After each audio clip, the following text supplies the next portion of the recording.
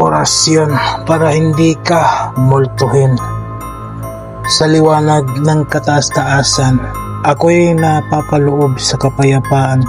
Anumang espiritong ligaw o nalilito, humayo kayo sa daan ng liwanag at katahimikan.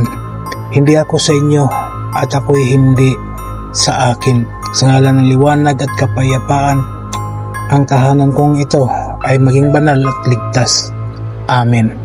Bigkasin lamang ang mga orasyon na sumusunod ng 3 beses at iihip sa isang basong tubig at inumin, o di kaya ay iihip mo sa iyong dibdib. Sa Torah puti nito perarotas, reteme verte espiritu. Reteme verte espiritu. Reteme verte espiritu. Amen. Gawin ito araw-araw hanggang sa umalis na ang multo. Maraming salamat sa mga tao na naniwala at tumangkilik sa mga binahagi kong kaalaman.